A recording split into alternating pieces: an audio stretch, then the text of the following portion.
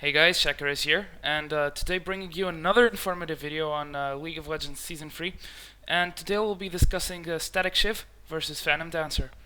So right off the bat, let's start with the stats. And looking at the stats, you can see that both items give attack speed, critical strike chance, and move speed. So here is where the trouble comes from. Where should I pick one? Where should I pick another? And taking a look at the stats, you'll see that Statikk Shiv gives less 10 attack speed than Phantom Dancer. It gives less 10% critical strike chance than Phantom Dancer. It does give plus 1 move speed than Phantom Dancer does, and it does cost less 300 gold. Now looking at the passives, they are really different. Statikk Shiv has a passive that for each 100 charges, and charges can be gained by attacking or moving, your attacks burst out lightning, and that lightning does 100 magic damage, and the lightning can critically strike. So if you actually crit, the lightning will do 200 damage or 250 if you have an infinity edge.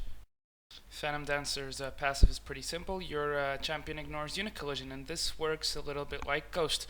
So when you move around between minions, between allied champions, you won't get stuck.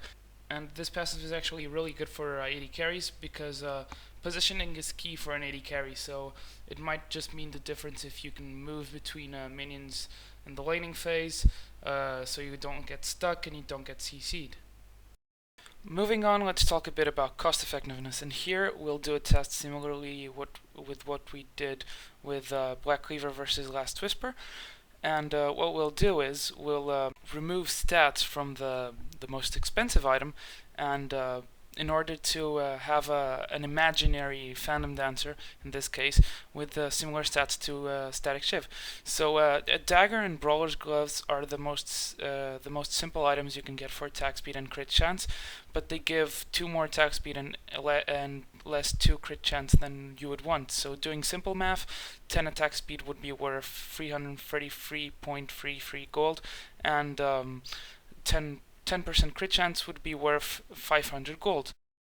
Let's not forget though that Statikk Shiv also gives plus 1 move speed and plus 1%, and 1% move speed is worth about 15 gold, and these calculations were made by removing the attack speed and the crit chance from Zeal. We can actually get how much the 5% move speed is worth and then divide it by 5 and get the 15 gold. So now if you do the math, if you subtract the attack speed and the critical strike chance, and if you then add the movement speed, because Statikk Shiv actually has plus 1% movement speed compared to Phantom Dancer, you'd get an imaginary Phantom Dancer that is worth 1,981.667, so 1,982 gold, with the same stats as Statikk Shiv.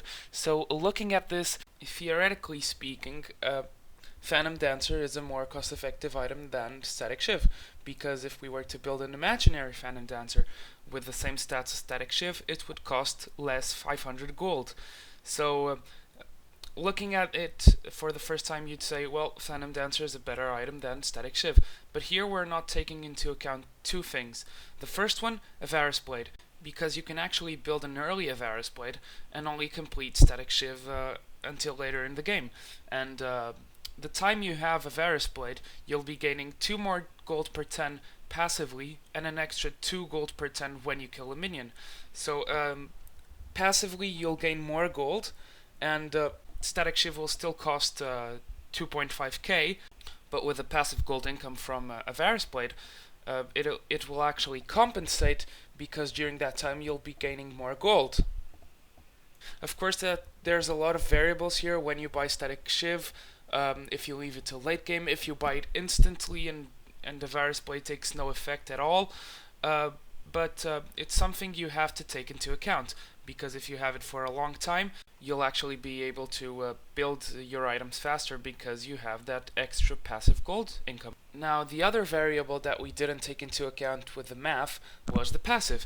And this is completely opinion based, but I think that Statikk Shiv's passive is a much better passive than Phantom Dancers, but this is completely opinion based. It's my opinion. Other players may have a different opinion on this, but I feel like Phantom Dancer is an item for late game, and that you build for the raw damage, the raw attack speed and critical chance that it has, more than Statikk Shiv. Statikk Shiv is a good wave clear. That's why you can see it on Gangplank and even on other top laners, as opposed to only seeing it on AD carries. And the poke coming out from the lightning is actually pretty heavy. I mean, you can do 100 to each target. It can go up to 250 if you have an Infinity Edge. So this may really hurt, and it's a guaranteed extra damage for each 100 stacks. If you're moving or kiting, and if you have an attack speed boost, it will even become a better item, so you need to take that into account.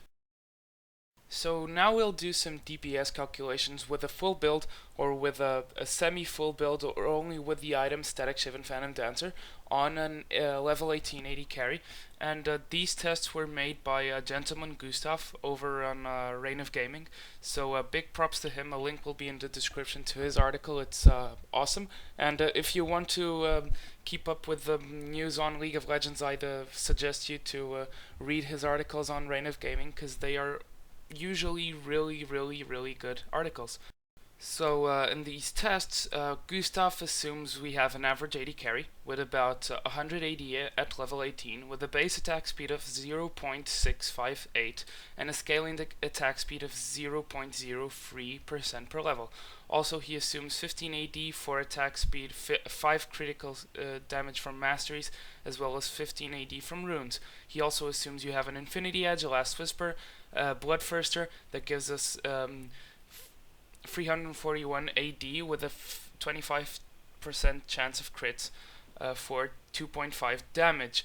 Now, if you add either Phantom Dancer or Statikk Shiv, you get an attack speed of 1.35 and 1.28 respectively.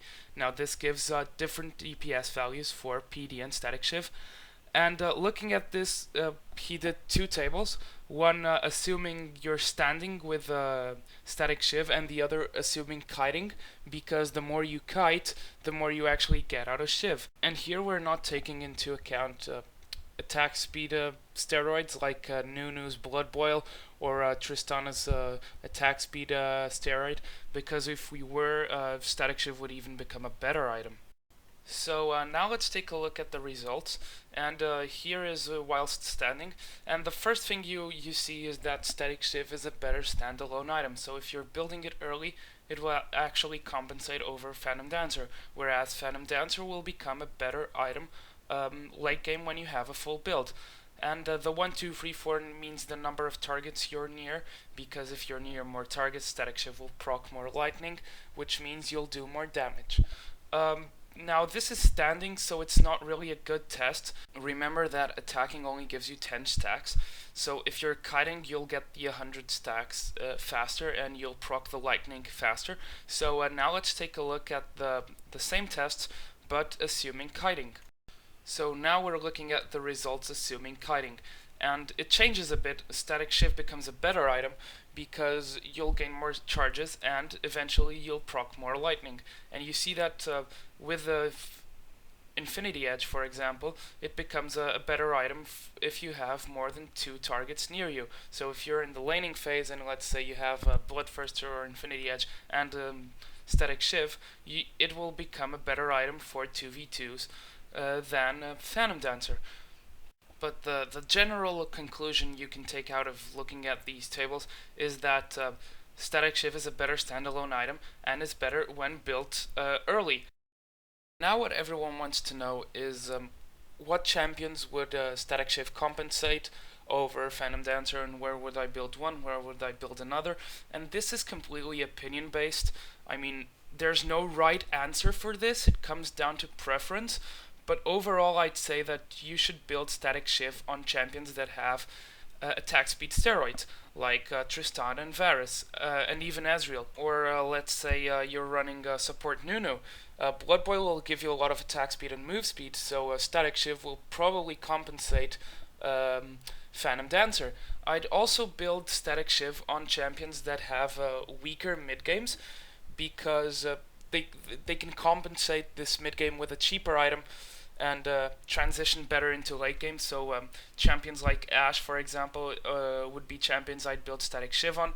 As for building Phantom Dancer, I'd probably build it on Draven, just for the sake of catching your axes with more ease, so you can move between minions in the laning phase. But it's not mandatory. I mean, you can go for Statikk Shiv anyways, but it doesn't work on the axes, so it really comes down to personal preference. I'd also do, for example, Phantom Dancer on Vayne, because you want to burst down one target as soon as possible. That's how Vayne works. She wants to move on from target to target really fast, and for single target there's nothing better than Phantom Dancer, so I'd probably go for that on Vayne. But it really comes down to personal preference. You need to look at your playstyle and define what you want.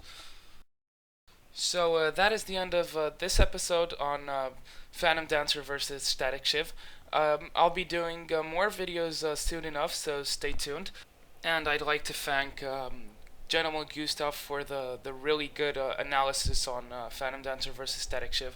His articles are great, so you should definitely take a read on them. Link will be in the description for this article, and you should stay tuned for his rock posts. And I'd also like to thank Thomas O, also known as CRS SYDKTO. You probably know him. He's a former substitute for your Team Curse, and he helped me a lot with Fury crafting and organizing for this video, so a big shout out to him. So I guess that's all, and I'll see you guys later.